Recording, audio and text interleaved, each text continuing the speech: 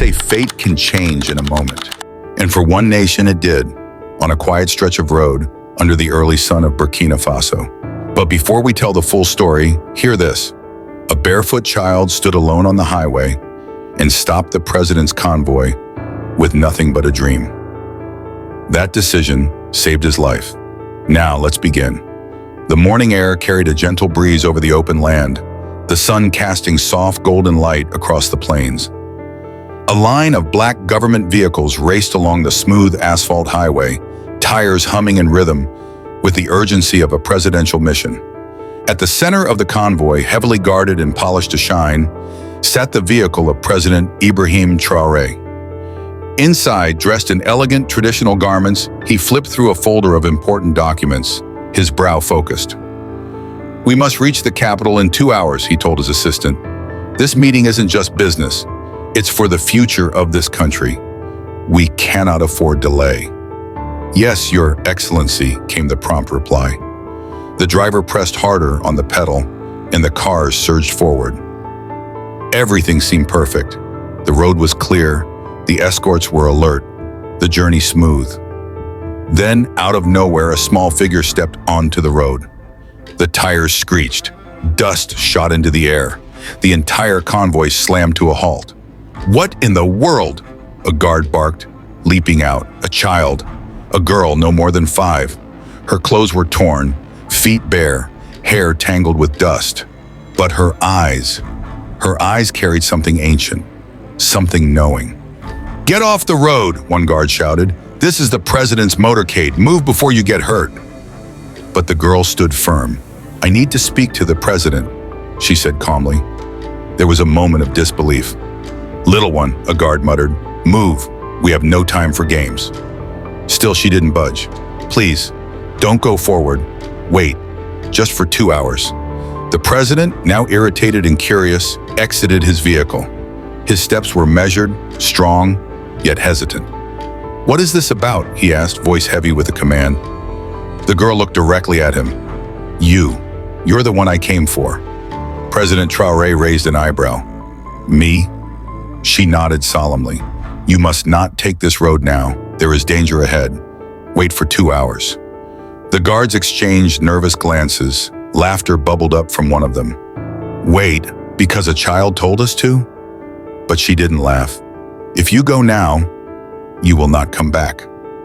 The president frowned. "Little one, I have waited years for this meeting. This is not the time for fables." She didn't flinch. "I had a dream. There was fire, screams. You were in it." A silence fell like a curtain. The wind shifted slightly. "Who are you?" Who are you? He asked. "My name is Hope," she whispered. "I have no mother, no father. I sleep by the old well under the tree. But the dream told me to come here, to stop you." The president turned away in disbelief. But as he stepped back, her voice came again, soft but striking. "A goat does not run in the daylight unless something chases it. I am not here to play. Please, just wait." He paused. The words clung to his thoughts. Then, with a frustrated sigh, he gave the order no one expected. "Stop the journey. We wait." Shock rippled through his team. "Sir?" "But," I said, "we wait." And so the president of a nation halted his entire mission on a dusty road because of a dream. Time passed slowly. The sun rose higher, casting harsh rays on the row of black vehicles now standing still beneath the swaying trees. Inside the president's car, silence reigned.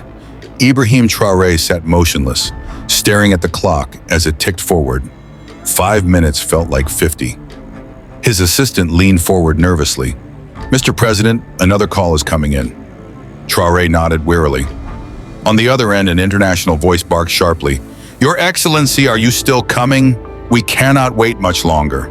The president took the phone. "There has been a small delay. You now have 60 minutes left," the voice snapped. "After that, we give the deal to another nation." The line went dead. The pressure was mounting. Guards murmured among themselves. Some looked toward the child again. One of them finally spoke. "Sir, what if this is a setup? What if your enemies sent her to delay us?" Another added, "You are the head of a country. You can't let a barefoot girl hold you hostage on the highway." The president said nothing. Then suddenly he stepped out of the car, anger rising. He marched toward the girl, who now sat quietly on a rock, staring up at the wide blue sky as if waiting for something from above. "You," he shouted. "I have lost time. I have lost patience. What right do you have to stop me?" Hope stood up slowly. Her calm hadn't changed. "Please wait," she said again. "No," he barked. "Who are you to stop a president? You are too small to command a man like me." A hush fell over the scene. The guard stopped breathing. Even the leaves above seemed still. His voice dropped. "I blame myself for entertaining this madness. I am a man of reason, of logic, and yet I halted everything for a child's dream." Then Hope spoke again, her words like ancient thunder. "Even a lion pauses when the antelope refuses to run." The president froze. "What did you say?" "You are the lion," she said softly. "Powerful, respected, feared. But danger does not always roar. Sometimes it whispers, like an antelope that does not run. And when the lion chases, it steps into the trap." Her voice didn't tremble. Her eyes held his like fire. And then, with even greater weight, she added, "A mighty man who ignores a small warning becomes the loudest cry in the graveyard." A gasp escaped from one of the guards. Another whispered, "She's not just a child." President Traoré's expression cracked. He turned and walked back to his car, the silence of his men following him. Not one questioned his next words. "We wait." The guards spread out. Some sat under trees, weapons in hand. Others remained standing, scanning the road.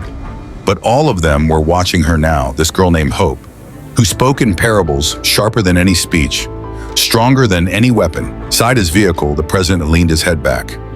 His heart beat harder now, though nothing visible had changed. Outside, she returned to the rock, watching the sky again.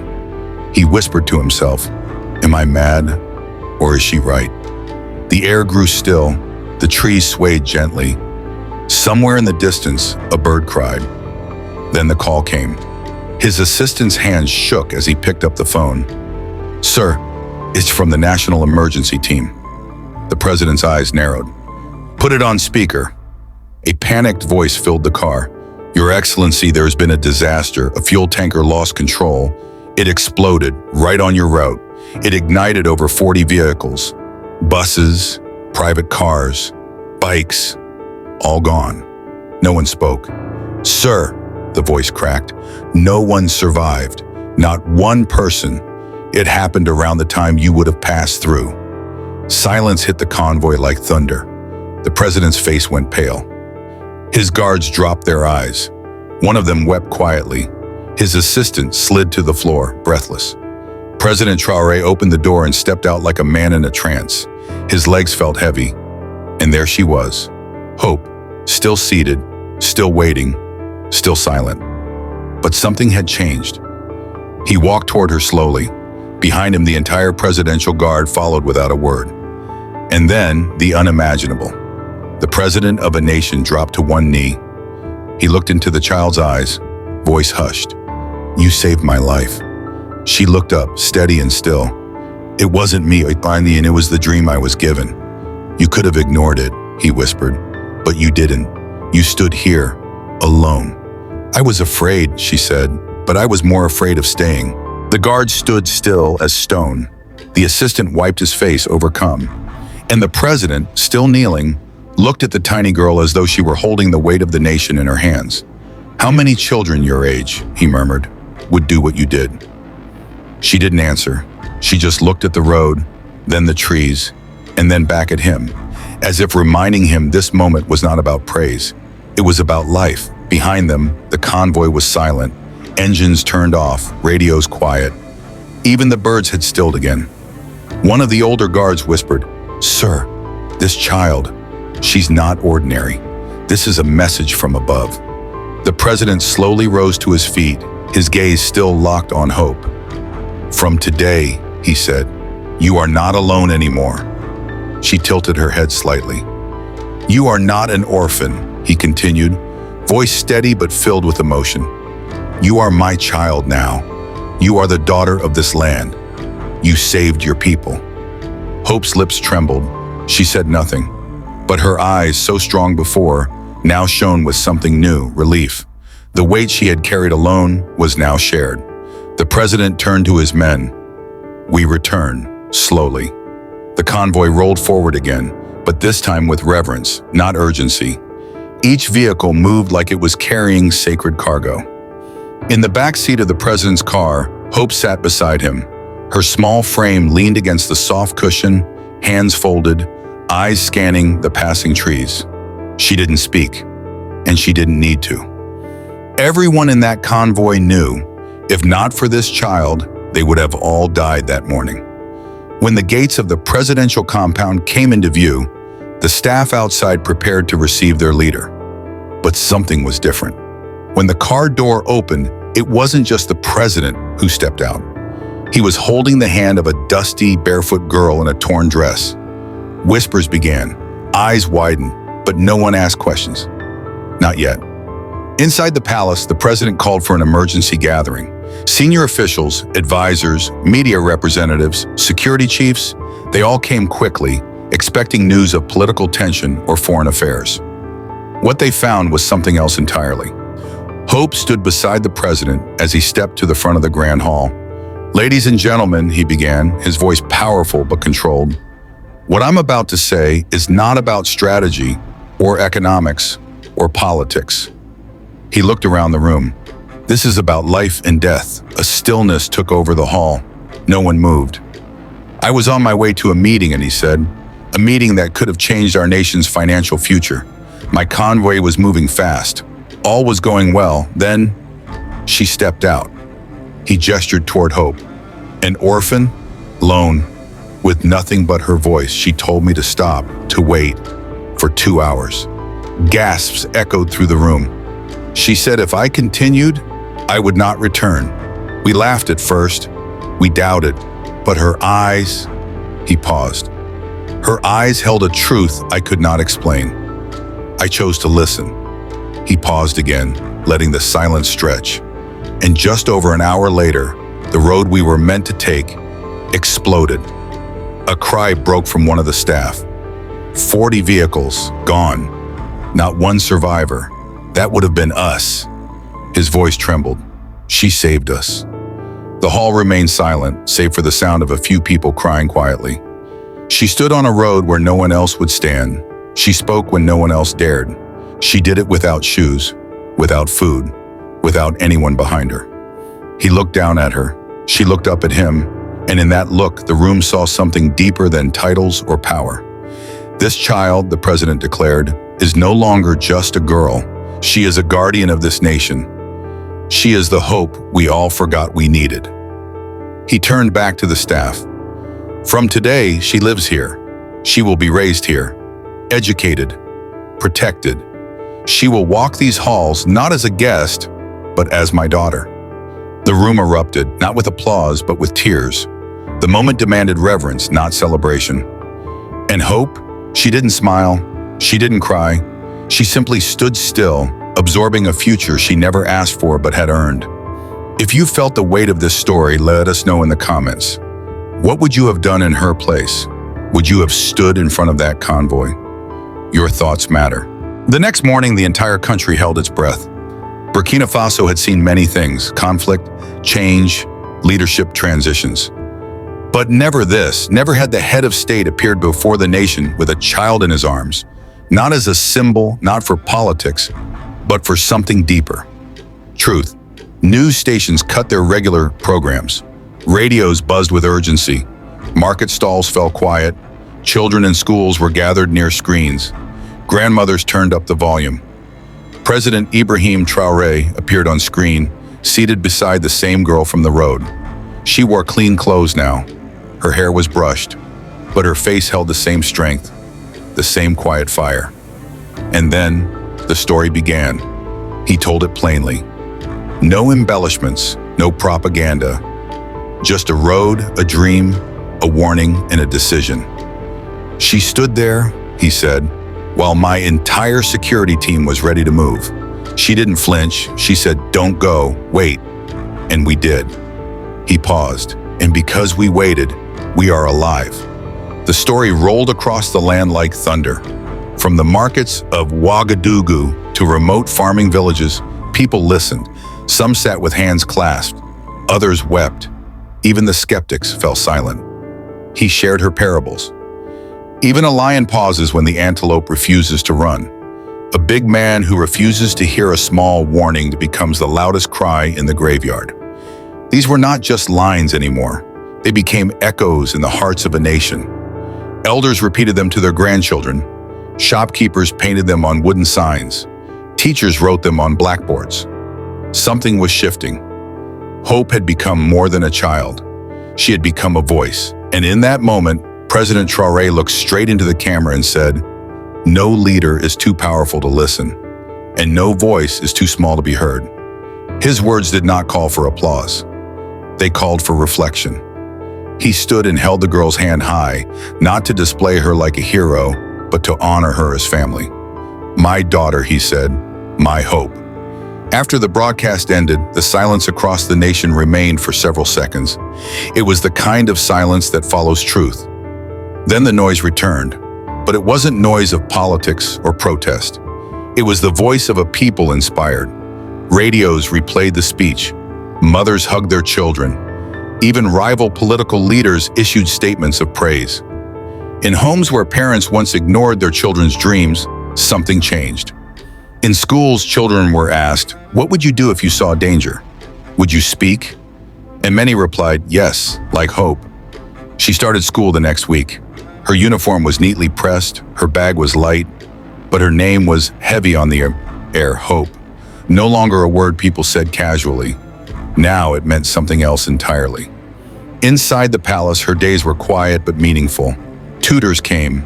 Doctors checked her health. Staff smiled gently as she passed. She still sat under the tree near the garden sometimes, the one that reminded her of her nights by the old well. But now she wasn't alone. There was always someone watching over her, not to control her, but to protect her. And every night, President Traoré passed her room to be sure she was safe. He never said it aloud, but the nation knew. This child changed him. Not as a politician, but as a man, as a father, as a human being. If you've been moved so far, consider subscribing to this channel. These aren't just stories, they're lessons, warnings, reminders. And sometimes they're the kind of truth we forget to tell ourselves. Though the palace walls were now her home, and the people around her called her daughter of the state, Hope did not forget where she came from. Late in the evenings, she would walk quietly through the gardens, her eyes drawn to the wind in the trees or the soft dirt beneath her feet. There were moments when a breeze would pass, and she would stop, not because of the air, but because it reminded her of the day she stopped an entire nation's heartbeat with her words. She had not asked for this life. She had simply listened. To a dream, to a feeling, to something beyond her understanding. And still the world now looked at her with awe, but she, in her small mind, still saw herself as the girl who once sat near the old well, barefoot and unseen. In another part of the palace, President Ibrahim Traoré was not sleeping much. He would stay awake in his study, reading reports he no longer cared about, staring at maps that now felt smaller than one child's courage. His advisors noticed. His voice had changed, calmer, slower, more thoughtful. "Sir," one of them asked quietly one day, "what made you believe her?" The president didn't answer at first. Then he said, "It wasn't belief, it was fear. The kind of fear that humbles even kings." That night, during a quiet dinner with senior ministers, the president said something few would ever forget. "The problem with power," he said, "is that it becomes deaf. But that day, a child made me hear again." Across the nation, Hope's name continued to echo. Young girls started carrying notebooks with her image on the cover. Street murals showed her standing on a road with her hand raised. Poets wrote verses about her. Musicians added her name to their lyrics. But Hope never let it enter her head. She still sat on the stone bench by the fountain each morning. She still asked the cooks if she could help in the kitchen. She still gave away her snacks to the guards on night duty. It was as though the dust on her feet had left a permanent print on her heart. One day, the president took her to the orphanage where she used to sleep outside the gates. The staff there were stunned. They remembered her, not because she was loud or troublesome, but because she was quiet, always watching, always dreaming. She walked among the children slowly. Some of them clapped. Others whispered, "That's the girl from the TV, the girl who stopped the president." But she only smiled and said gently, "I was just afraid of what might happen if I said nothing." And in those words, you could hear something rare, a child who never wanted attention, but accepted responsibility when the time came. Dear listener, let me ask you something. When life gives you a quiet warning, a whisper, a dream, a moment of fear, do you push it aside or do you listen? Would you have had the courage to stop a speeding convoy, to challenge power with nothing but your voice? If this story has made you think, even for a moment, I encourage you to share it. Leave a comment below. What would you have done on that road? Because sometimes it takes only one story to awaken another. And sometimes the smallest people carry the largest truths. As days passed, something invisible but powerful began to shift across Burkina Faso. In a nation often held together by hard choices and heavy histories, a new kind of conversation had begun. Quiet, respectful, and deeply personal. It wasn't about policy. It wasn't about politics. It was about what it means to listen. And it all began with one barefoot girl who stood on a road and said, "Wait." Ministers who once rushed into meetings began pausing before decisions. Military leaders trained in strategy and force began to include the word intuition in their planning. Even old men in rural villages sat their sons down and said, "Courage is not always loud. Sometimes it is soft, like that girl's voice." Hope continued to live in the palace, but she was never treated like a queen or an idol. That was the president's command. "She is not to be worshipped," he said, but understood. Her room remained simple: wooden furniture, pale curtains, soft rugs. No golden statues, no trophies, just books, a desk, a bed, and a window that opened toward the garden. But in her heart, something new had begun growing, a sense of duty. She started asking more questions in her classes. She listened closely during morning briefings. She asked the president about national borders and trade routes, and why some children went to bed hungry. At night, she would write in a small notebook, not about what had happened, but about what might happen next. One evening, while walking with the president, she asked him something no one had dared before.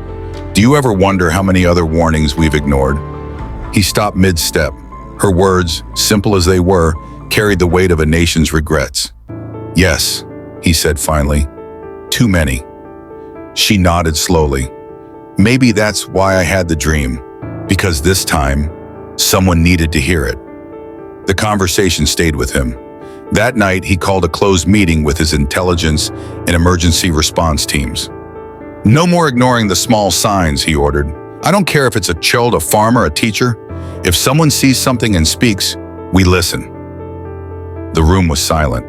Then they all nodded. Hope's story wasn't just about one accident avoided. It had become a model for how to lead and how to live.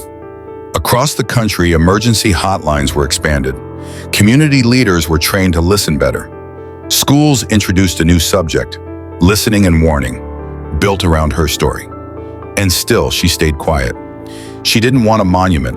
She didn't want a holiday in her name. All she wanted was for people to believe that small voices matter. And people did believe. You see, dear viewers, it's easy to call something a miracle after it happens. It's much harder to recognize it before it unfolds.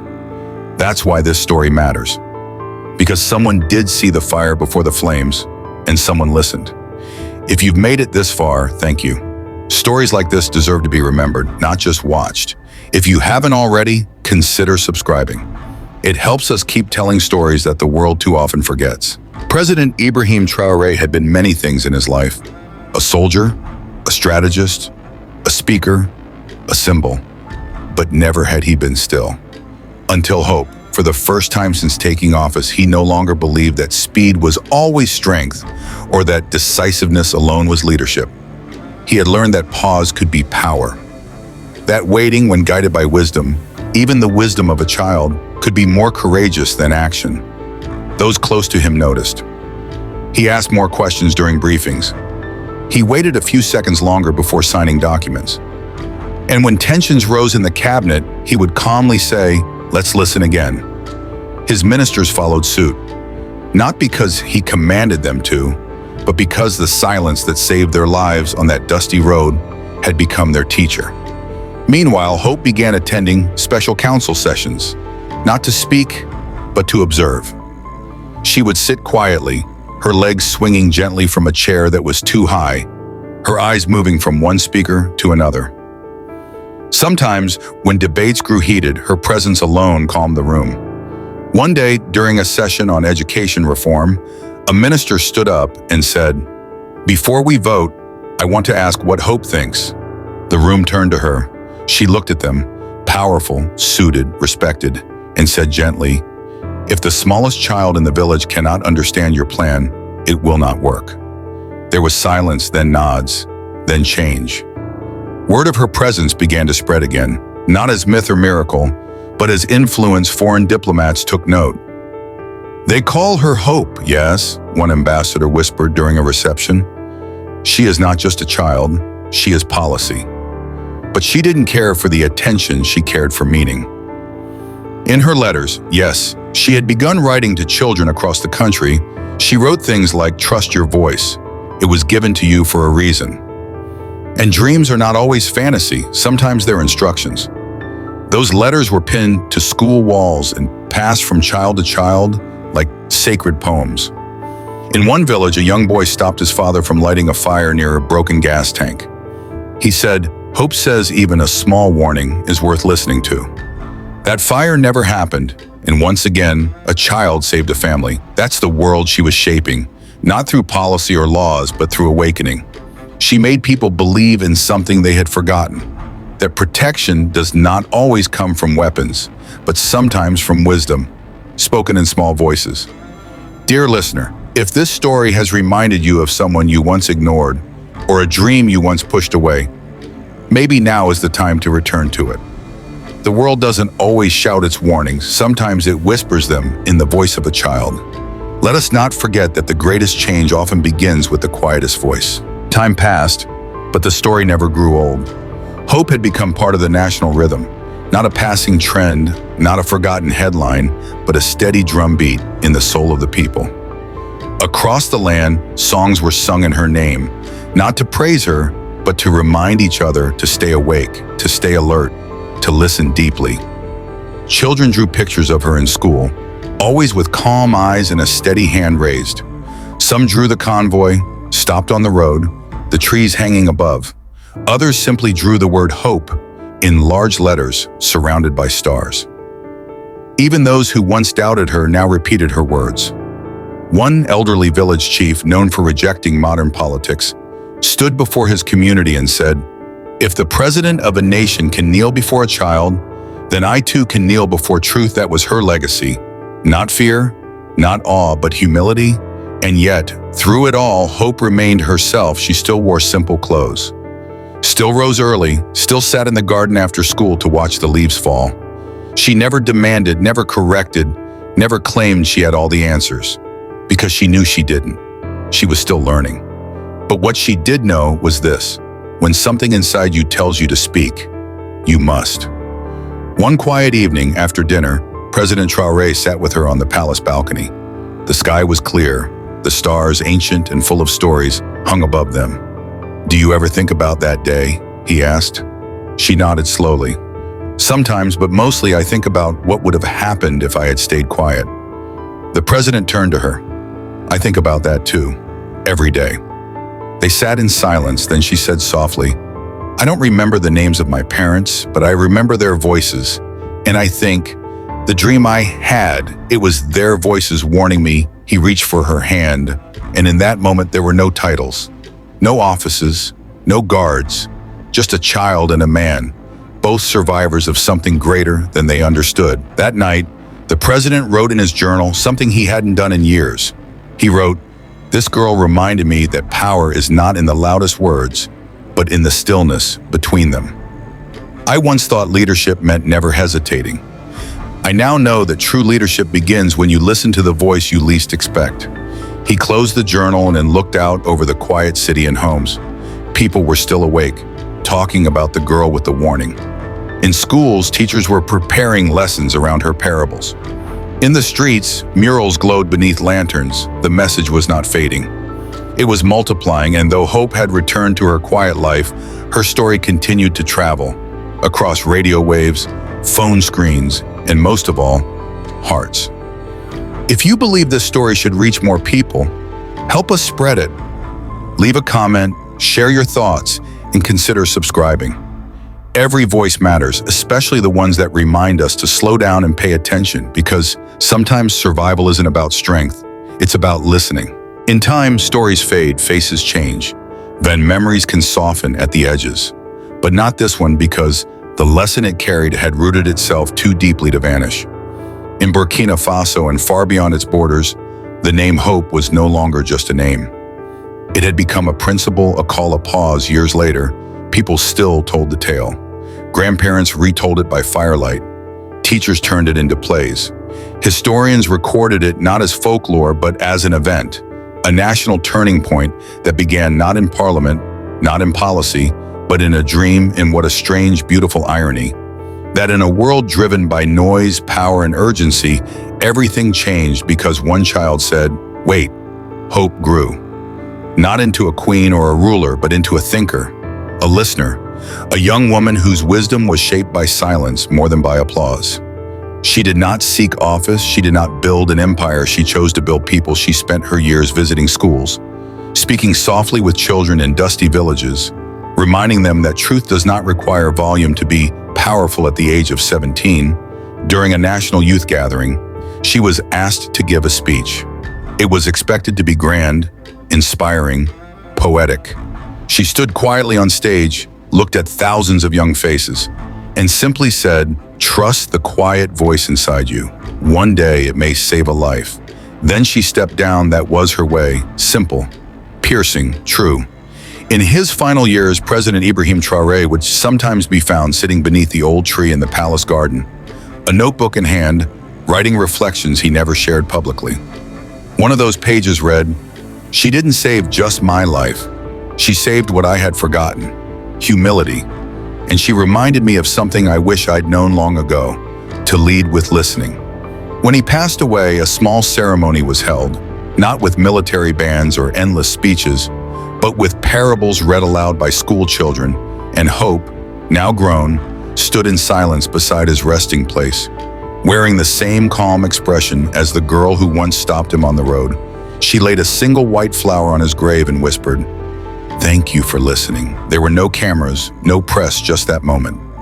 That quiet, that truth. And if you're still here watching or listening, then you too have become part of this story, because stories like this are not just told, they're carried, shared, remembered.